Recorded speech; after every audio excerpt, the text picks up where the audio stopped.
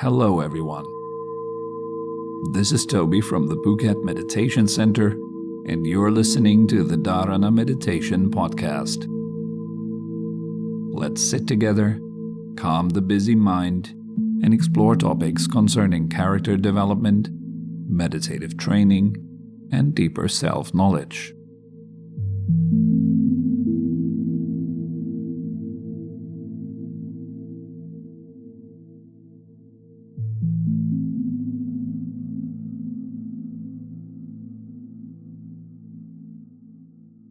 We begin by sitting upright. The head is suspended from above, chin slightly tucked, body relaxed at ease.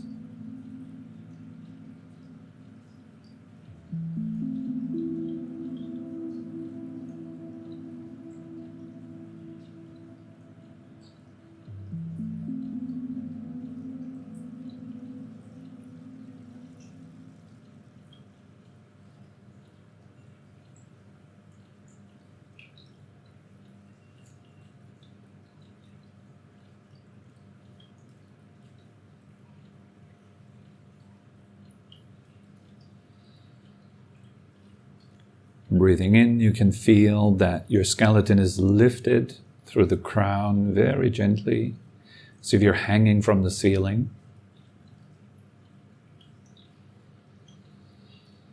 As you breathe out, let all the soft tissues of your body melt down, follow the pull of gravity.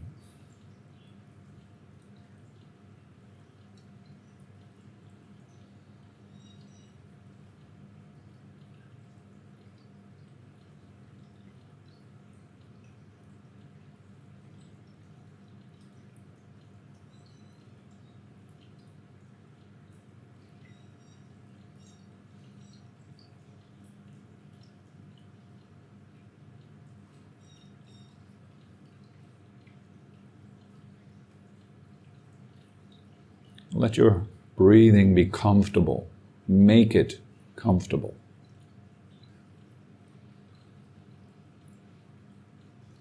So that as you breathe in and out, it feels nice.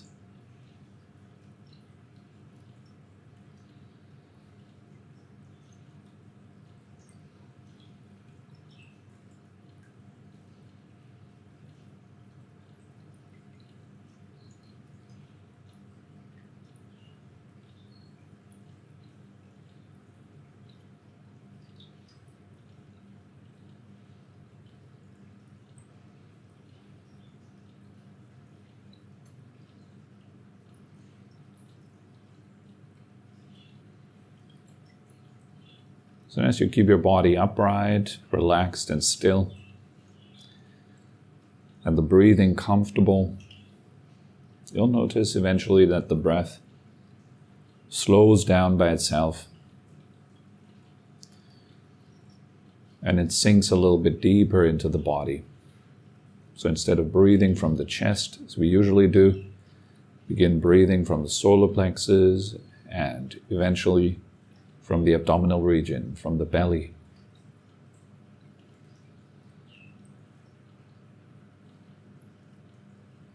Just make sure you're not forcing this, but allow it to unfold naturally.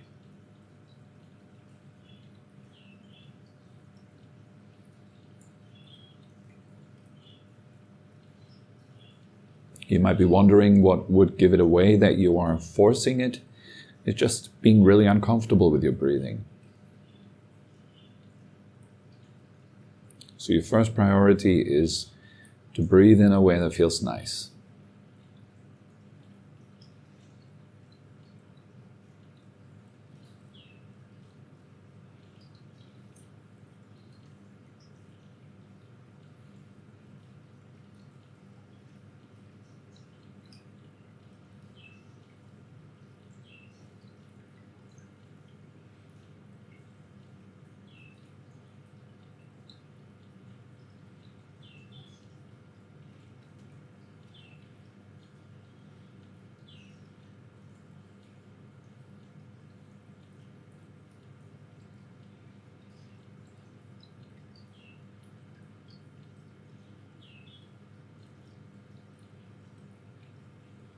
Receive yourself with kindness, with compassion. This means that you don't interfere or control any aspect of your experience right now, but you are working with it. Let your body, your breath, guide you, giving space to the way things are.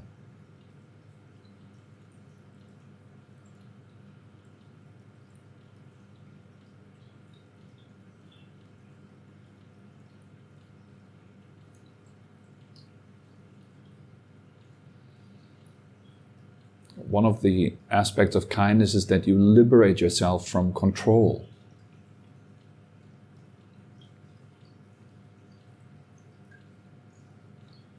From having to perform.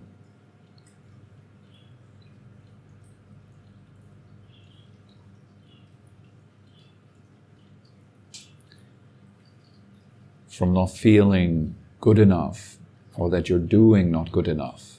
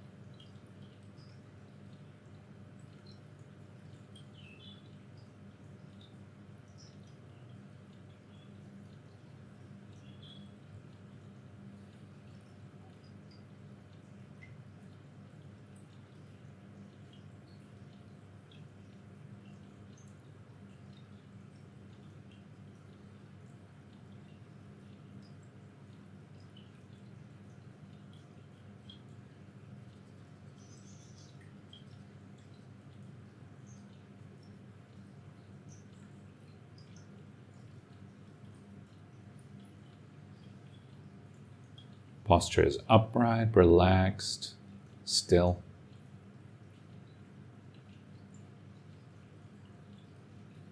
The breathing comfortable, pleasant.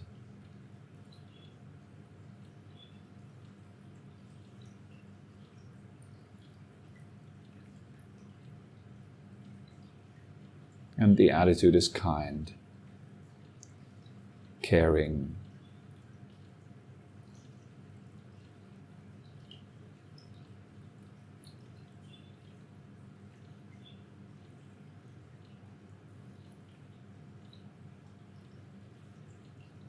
Free from resistance to the way it is.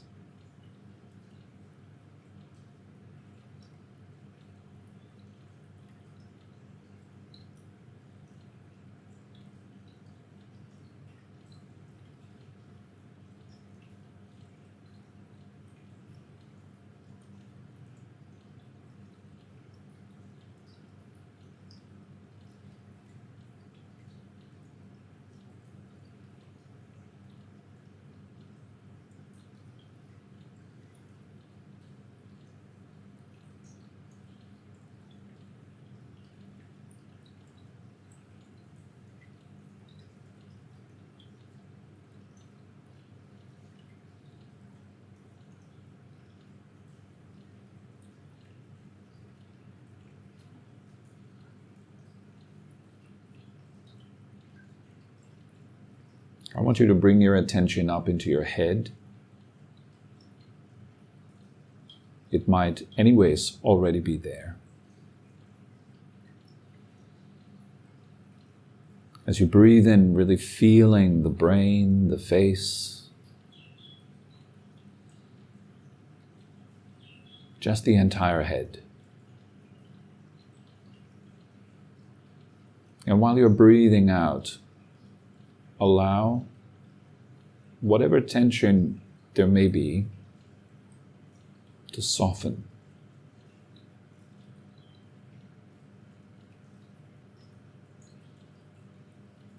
Just a little bit.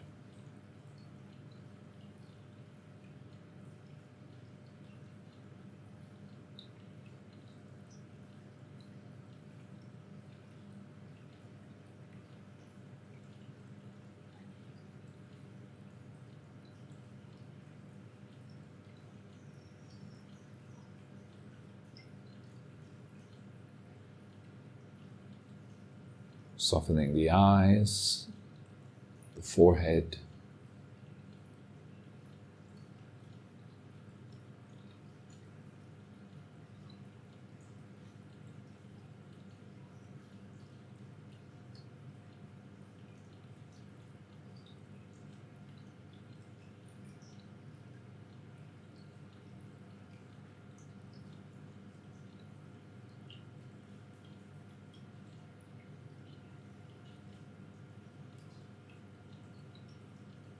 The brain.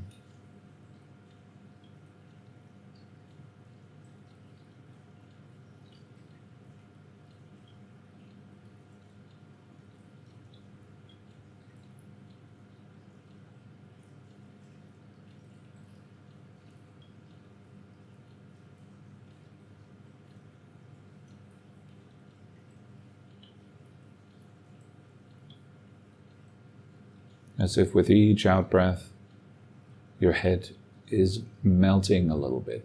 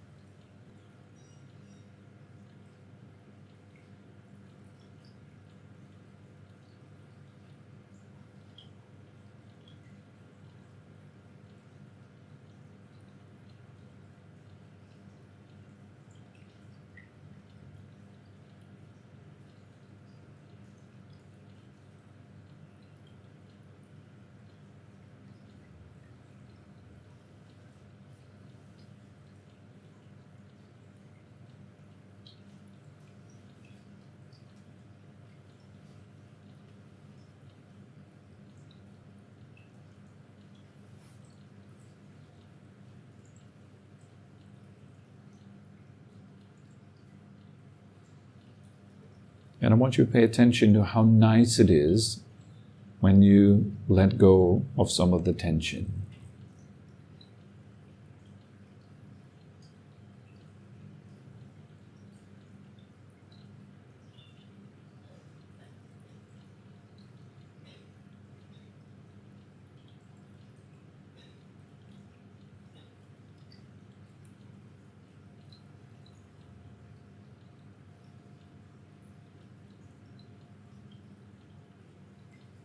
Really noticing that difference. It's a little bit more comfortable, a little bit more open, a little bit more pleasant.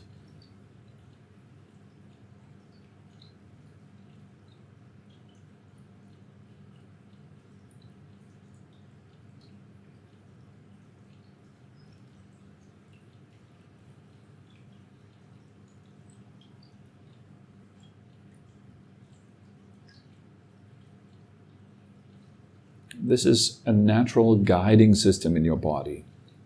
It shows you you're doing something right.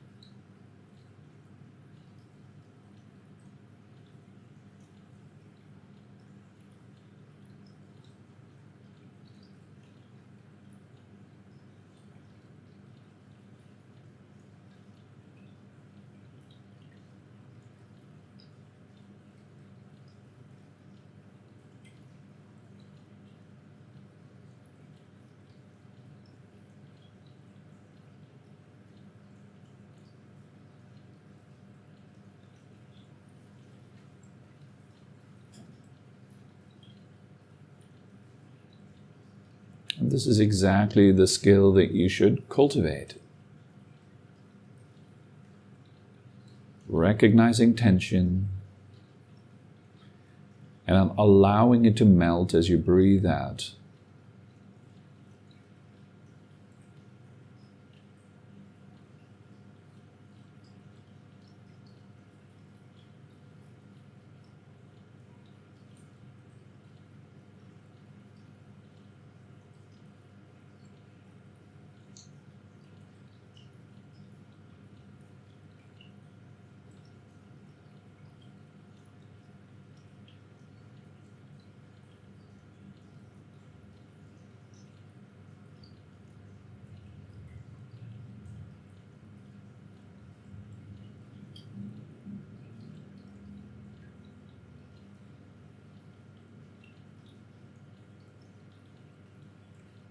In the beginning, your skill to recognize the tension, as well as the skill to release it, will be very superficial.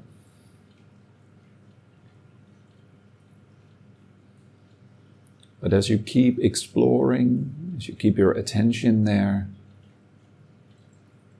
you'll find better and better ways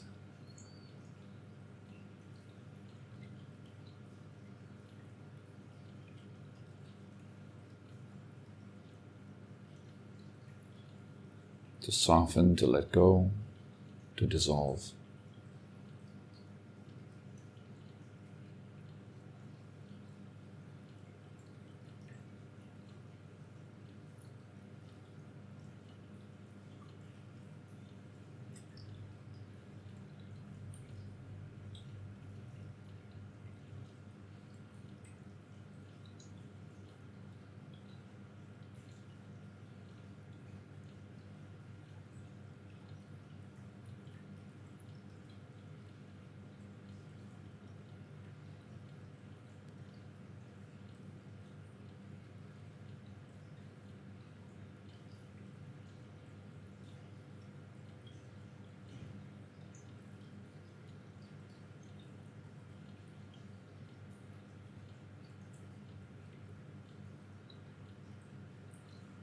Now let your awareness sink down into the heart, the chest.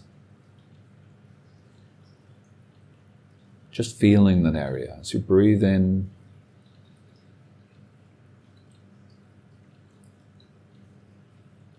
And releasing, softening as you breathe out. Listening to your body, feel the difference.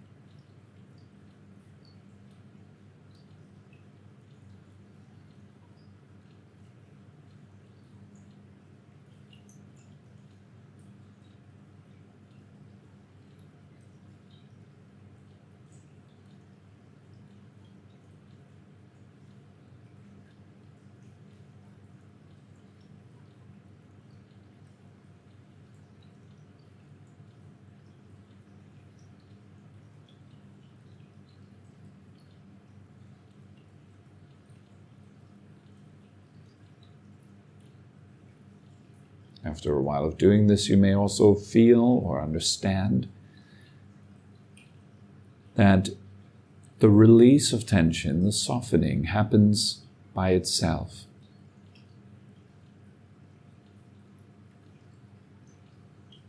But it cannot happen when you do not notice it, when you are unaware of it. But as soon as you become aware of it during the in-breath, it will naturally release during the out-breath.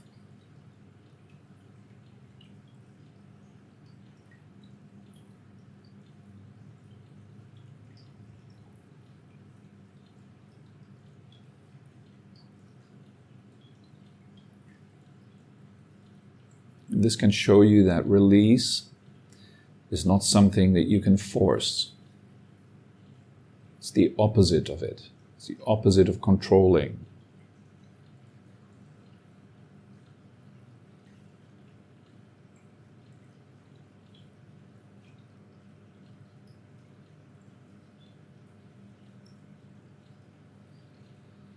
And the more that your attention saturates this area, the deeper you can release.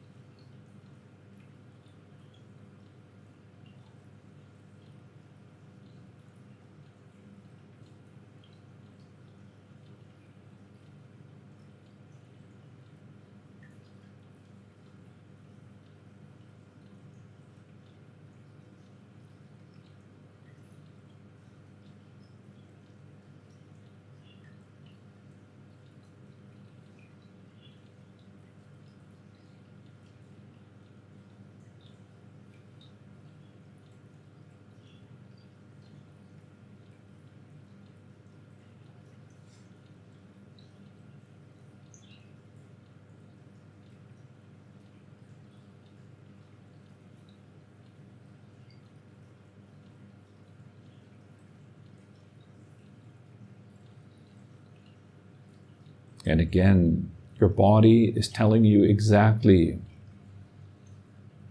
whether what you are doing is correct or not. If it is correct, it's pleasant, it's comfortable.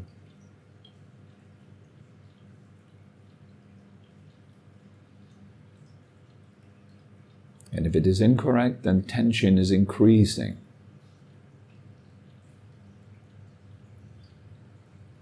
And becomes tight and unpleasant.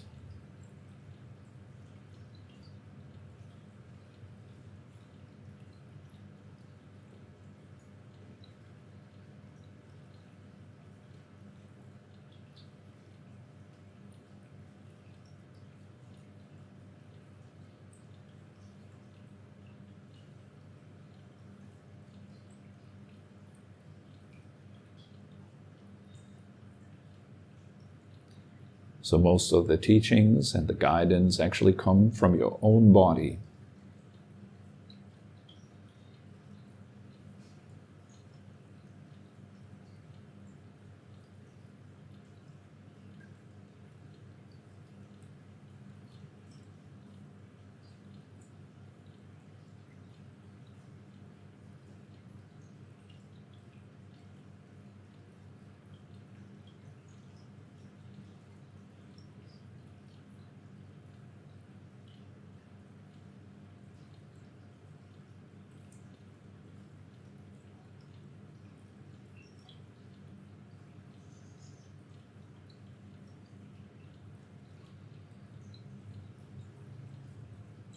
And we let the awareness sink down into the belly, the whole abdominal region. As you breathe in, just feeling, saturating this area with attention, with awareness. As you breathe out, let it become a little bit more soft.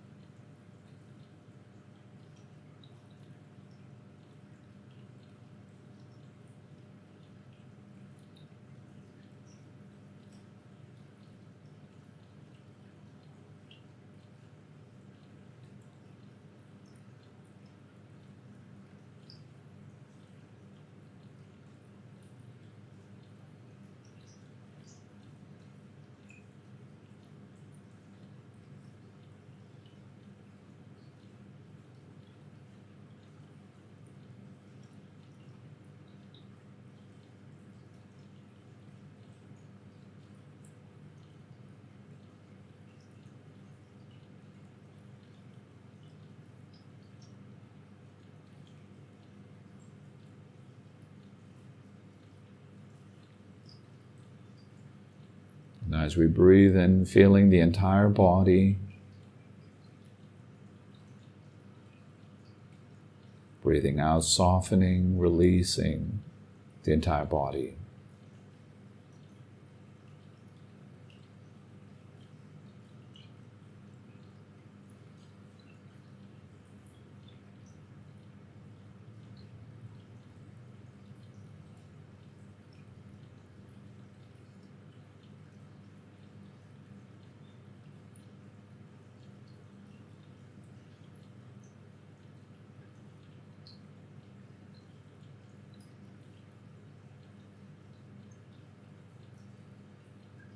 As much as possible, you want to keep the awareness expanded to feel the entire body.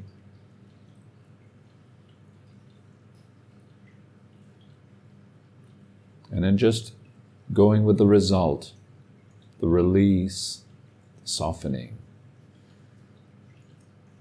Merely noticing it.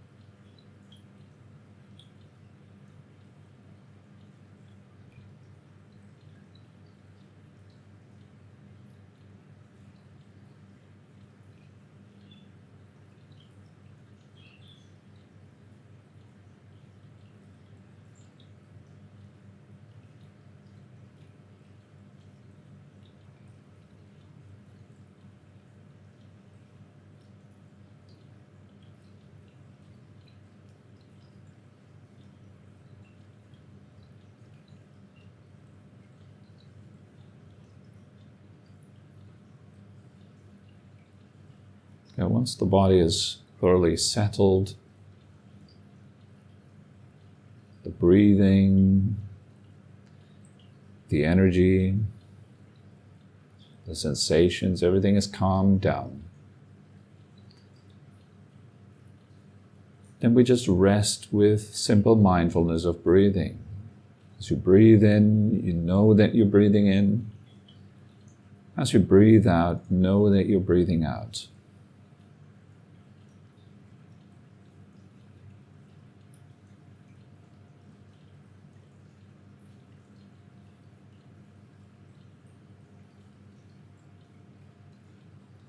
Now, some teachers will tell you to breathe naturally and to not interfere with your breathing.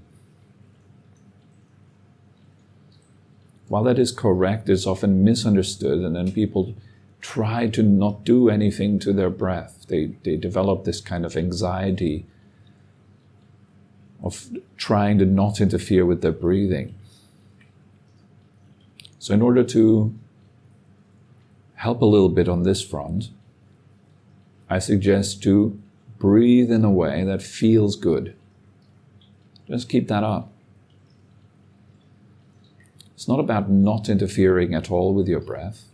It's about noticing it and also understanding whether it's pleasant or not.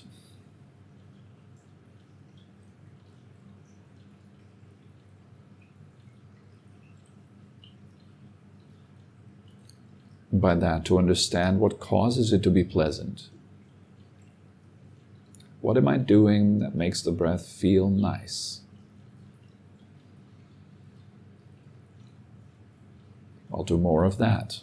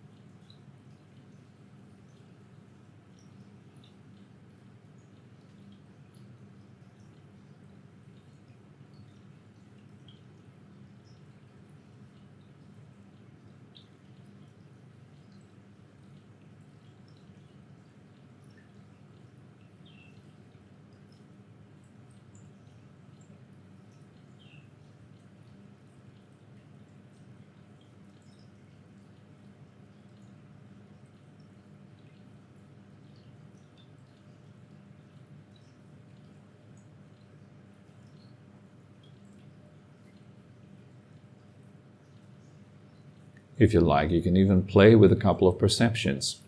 For example, you can experience or feel your entire body as being made out of breath.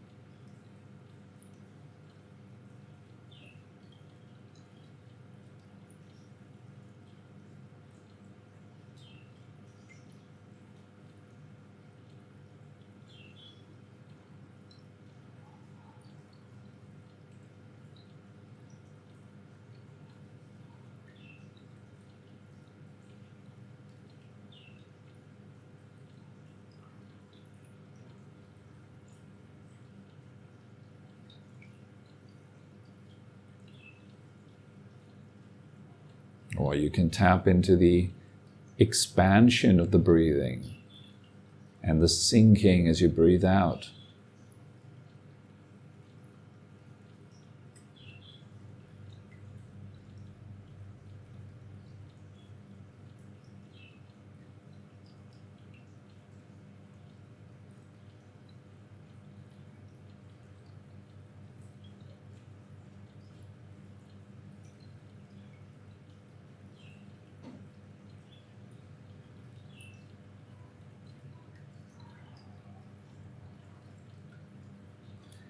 The more interested you become in your own breathing and how it feels and interacts with your body, the better.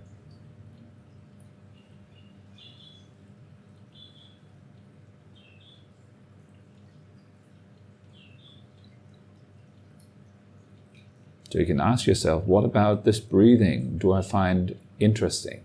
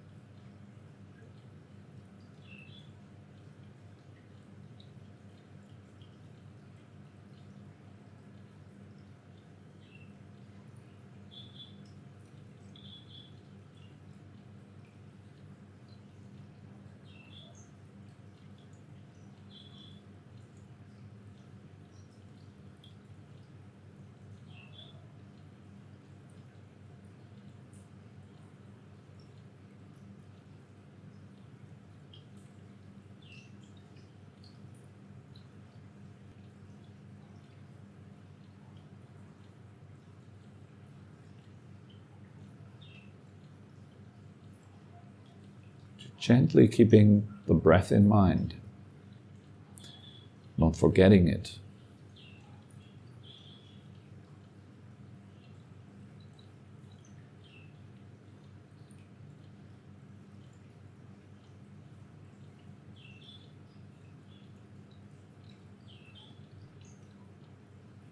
Let your attention hover around the breath.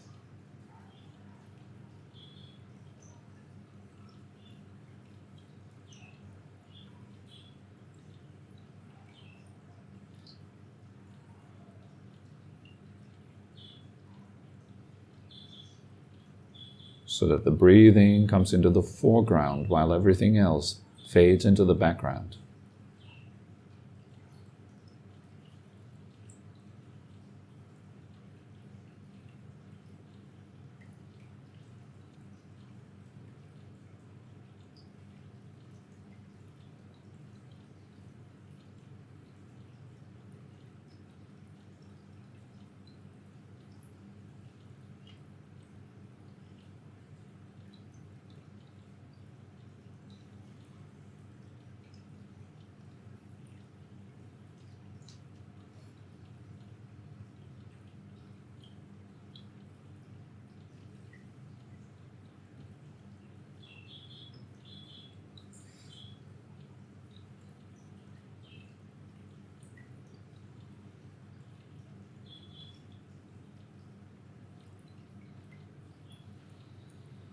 And your own time, you can slowly come back and open your eyes, gently stretch your body a little bit.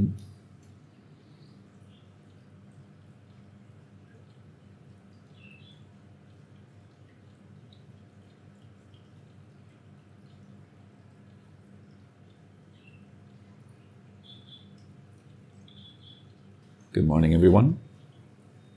Nice to see all of you. Today we got a question from one of the students, from Chris.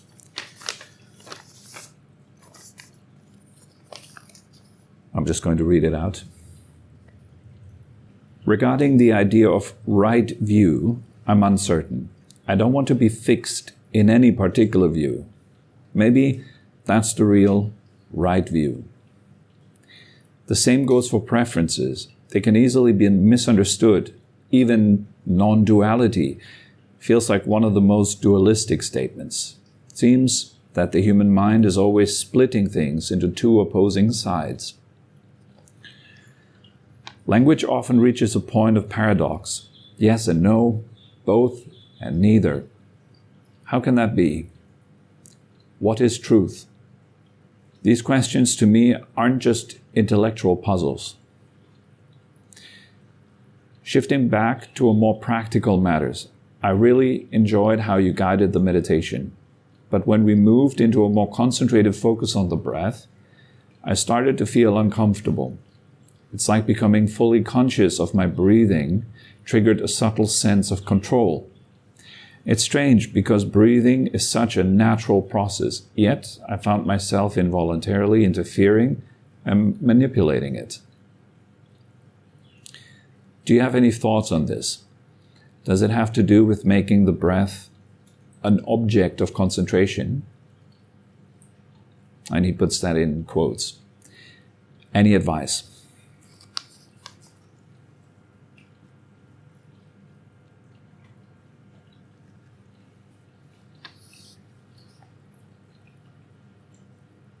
Okay, maybe to start off with the right view thing.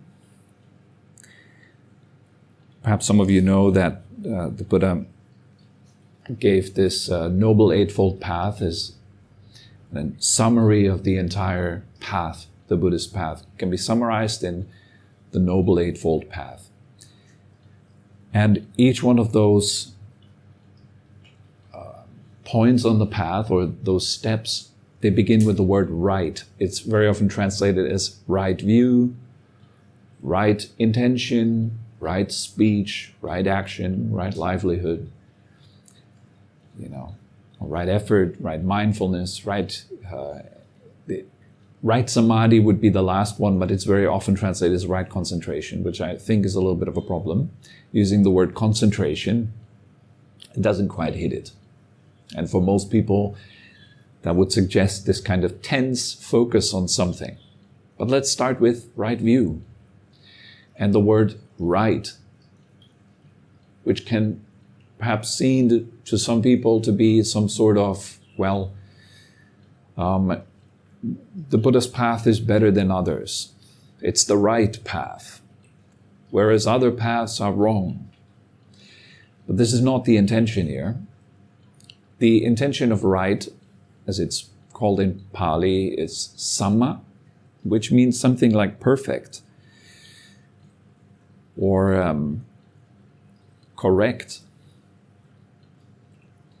This right here is in relation to the outcome, to the goal.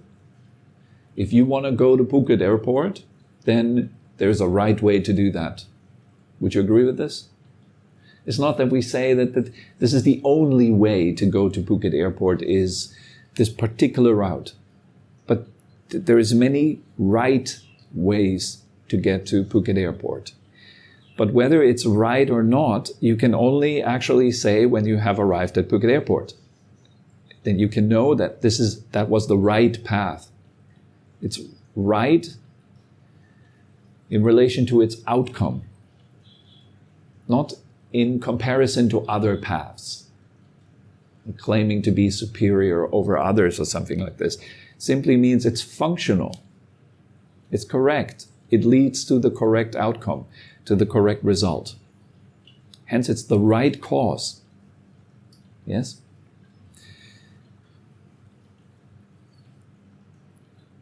So the outcome of the Buddhist path is the 8th limb, actually. It's right samadhi.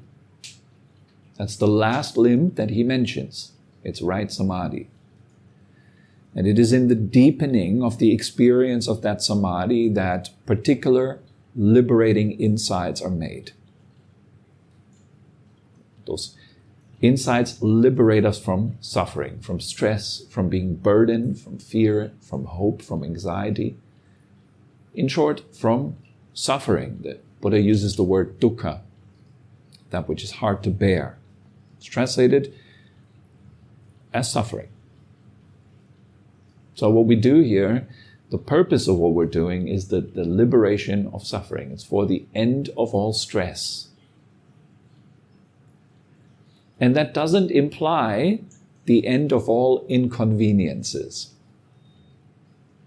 When people think stress, they often think, well, that would be the ending of all inconveniences, all problems of my life. So they try to simplify their lives or do whatever it takes to just not encounter any kind of problems.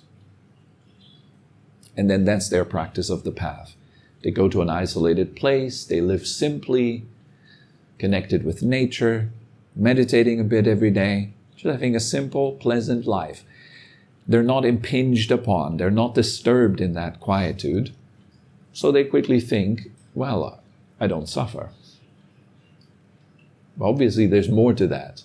Just because you're living in such a way that your suffering isn't brought to the surface, it is kind of kept asleep or remains hidden, doesn't mean that you're not capable of suffering. The idea of the Buddha here is to go beyond suffering, meaning you're not even capable of suffering anymore. No matter what happens, you don't suffer. And that's a big statement. No matter what happens, whether you're burning in a fire or whether you're receiving a gentle massage or whatever it is, there is no more stress, no more contraction, no more tension in your being at all. There's no more conflict with the truth of the way it is. So that's a very tall order. And how do we get there? Well, you need to do all the steps correctly in a right way so that you end up with right samadhi, so you can deepen your level of insight and understanding of what is beyond your body and your mind. That is what samadhi indicates. It is an experience that points beyond the body and the mind. Mind here meaning your psychological stuff, your emotions, your past memories, your future projections and hopes, your fears, the whole internal stuff that makes up your personality. Beyond that, what's beyond that? What's beyond your brain activity? What's beyond your sense activity? That's where we're aiming for. So we're not trying to make life more pleasant or efficient or whatever. That's not the goal. The goal of meditation practice is not so you can be more efficient at being a productive citizen. That's a lower level goal. And without having that kind of competence, well, you can't ascend to higher things as well. But you have to be competent, obviously. You can't live in a mess and attain enlightenment. So obviously you need to be competent, but that's not the goal. Worldly competence is not the goal. To just be efficient, or to just be psychologically fit, or a little bit more relaxed, or free from drama. Attaining those things, I just call you've reached a level of being normal. And that should be our first priority. Become normal. Meaning, just don't be a psychological and physical mess. Organize your life in a way that it serves you and others. And that already is a lot of work. In order to accomplish that, you'd have to associate with competent people, first of all. Then you'd have to be willing to learn from them.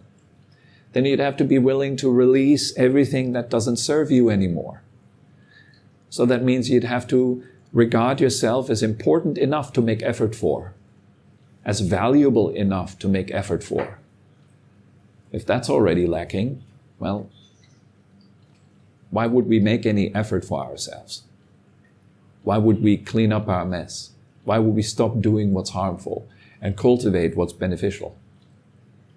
If we don't even feel that we deserve it or that we are valuable enough to make effort for.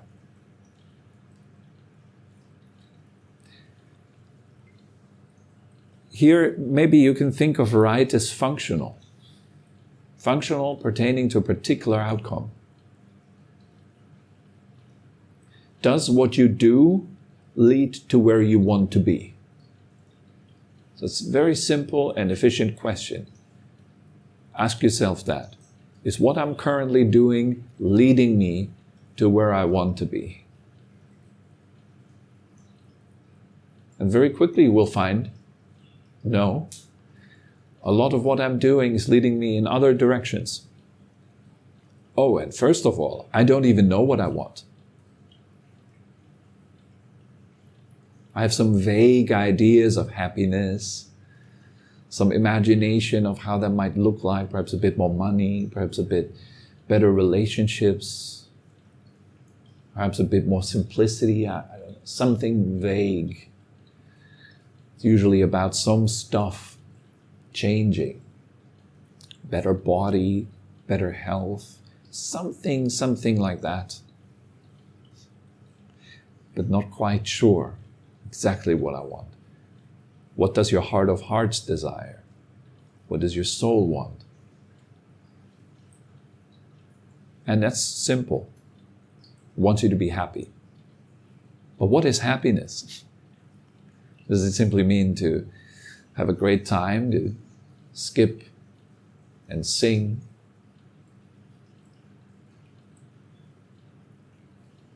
Well, if you want that kind of happiness, you can just go to a party and take ecstasy, and there it is. There is some happiness, right? Is that the goal? Are we aiming for just simple hedonism? Is that what we define as happiness? Is like just having fun? Well, for most people, that is exactly what happiness is.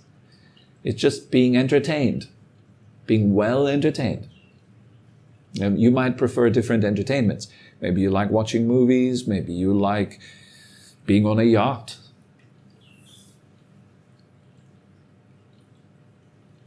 Your idea of it, your idea of fun and being entertained, not being bored, being distracted from yourself efficiently.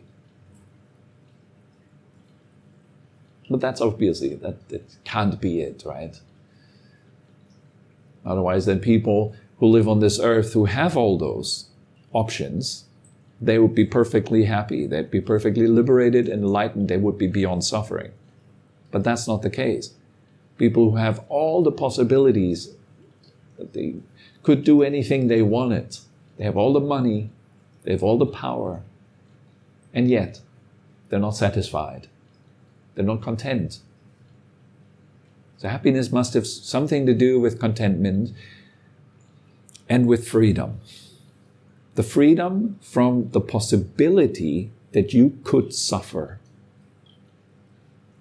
That's a big freedom, it's a big happiness. That you know you cannot be harmed.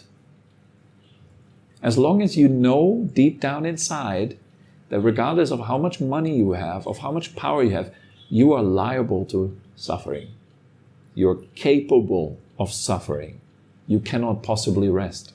Doesn't matter how much stuff you have and how well entertained you are. Underneath it, you know you can suffer. And suffering is actually coming your way. You'll have to die. You'll get old and ill. Doesn't matter how much we distract ourselves from those truths. They're still operative, and they come up in the form of your conscience. They come up in the form of your feelings of shame and guilt and worries. They come up when you become defensive. You know something is out of whack. Something is not quite the way it should be yet. So happiness means you're beyond all that. Not only do you have ultimate bliss and you are filled by it, you also have ultimate freedom from suffering. You know you can't be hurt anymore. You're done with that. No matter what happens, by the way.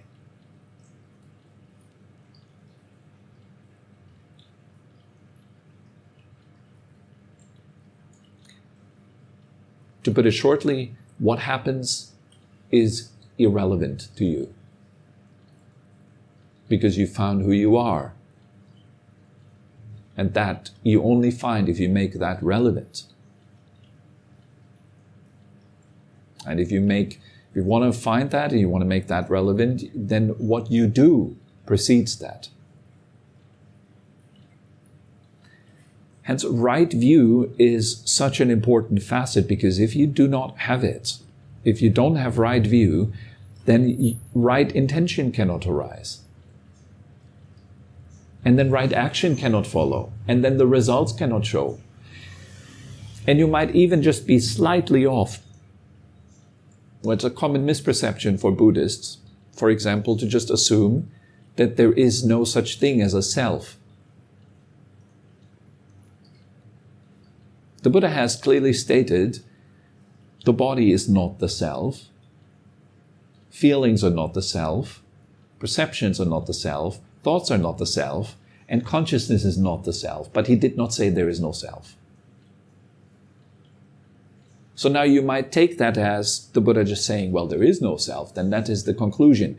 Now let's say you adopted that view. You feel like, everything is just empty, there is no self. Now you start to develop intentions based upon that view, and your practice will orient based upon those intentions. And then the outcome of your practice will produce very particular results. But all of that is not anymore in alignment with the Buddha's teachings. You might drift off into becoming some thoughtless zombie that dwells as a hollow person, empty inside, soulless, peaceful and calm as an appearance on the outside, but absolutely dysfunctional in the world. Not contributing to any happiness, not contributing to any kind of uplifting or something like that. And on top of that, you might have deluded yourself successfully in believing that you have fully attained. And it's all slightly off. It's saying that this is not self versus there is no self. Slightly off in the beginning, miles off in the end. And we are like this. We listen to these kind of teachings and we develop our opinions based upon them. You hear this teaching and you interpret it. And then you leave this room and you will have formed what you consider to be an understanding of what I just talked about. And then you will start operating based upon your understanding. You might develop some intentions. Okay, now I should definitely try to be neither good nor not good. Or now I should definitely try to not concentrate, but meditate or something like that. And you already determined what concentration means and what meditation means. In your mind, you already think you know. And based upon what you think you know, you start acting. And based upon your actions, you will reap the results.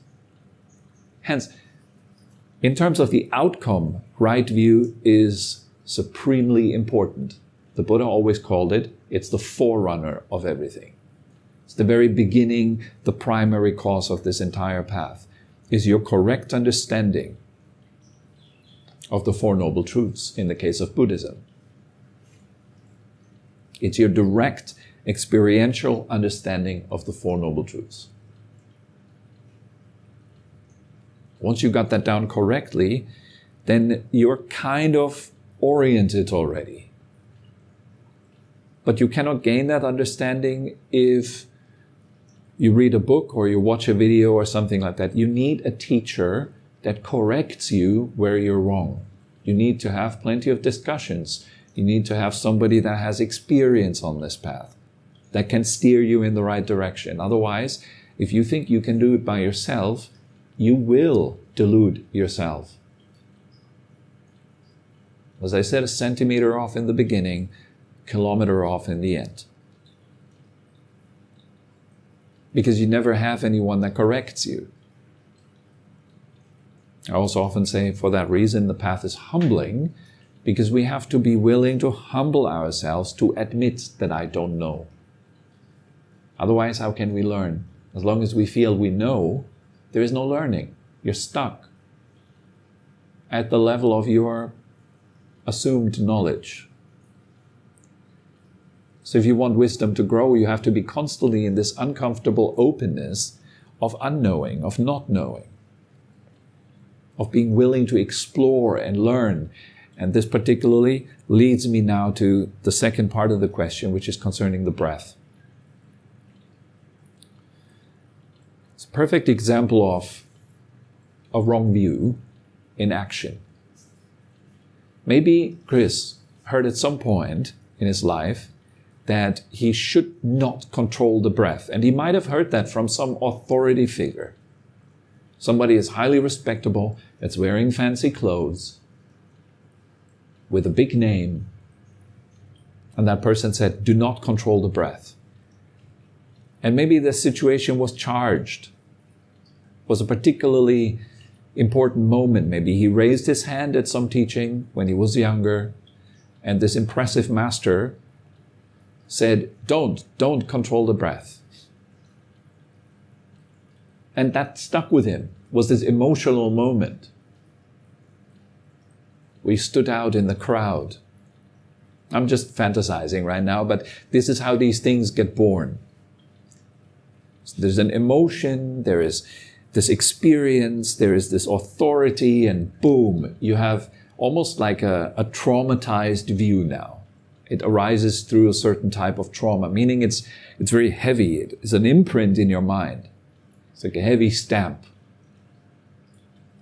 And that one is now persistently messing for years and decades with our practice. In the case of Chris, it's been decades perhaps. So it's been messing. This subtle idea that you shouldn't control the breath makes him really uncomfortable as soon as he notices that he might be controlling his breath. And some part of him might feel, oh, that's a sin, I shouldn't. It's wrong, I shouldn't control it. And so he has this kind of unnecessary conflict going on in his meditation practice between that authoritative statement, don't control your breath, and his tendency to do control it. Because we tend to do that. As soon as we pay attention to something, we begin to exercise some level of control over it usually. It's not just plain attention, it's usually coupled with a whole lot of intention.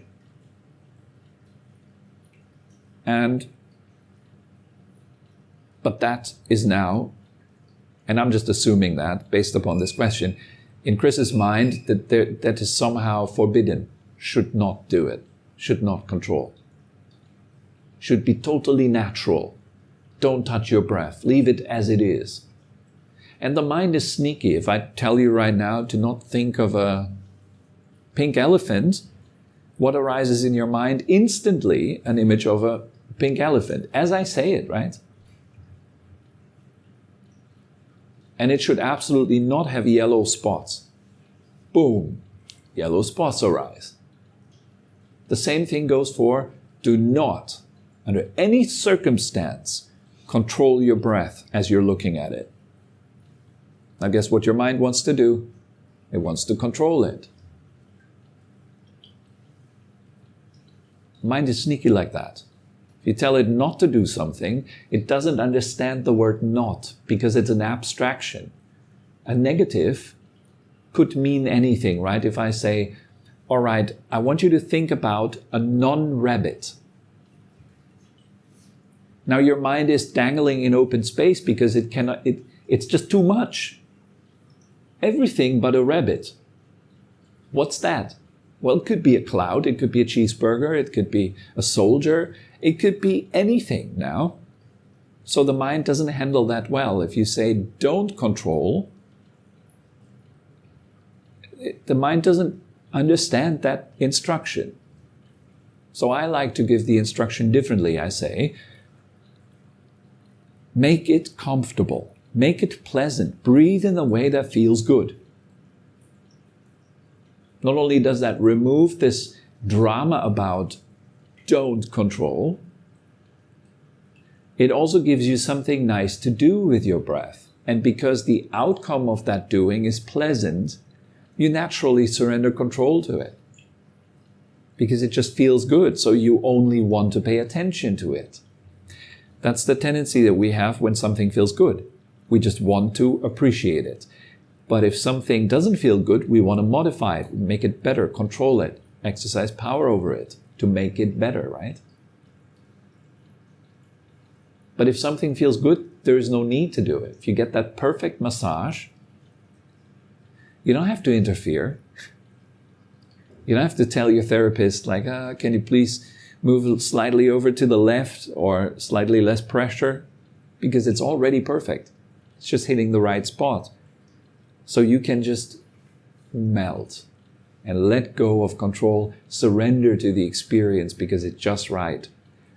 So I highly suggest to do that precisely. In the beginning of your practice, make it just right.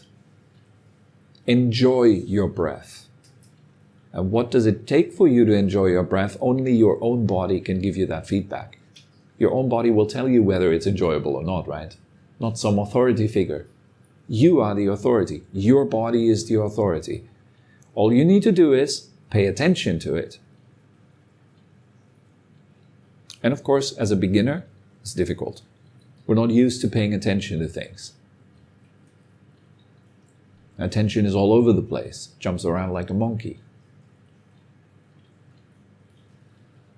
So hence there is this training. You show up on the mat again and again. And I tell you, your mind will love paying attention to something that is pleasant. That's the trick. As you breathe in right now, what would make it feel good? Try it out. And as you breathe out, what makes that particularly enjoyable? So you have to become interested in your breath, curious in the results of your breathing, the interaction of your breath and your body, the state of feeling that you're in, and how it relates to the breathing.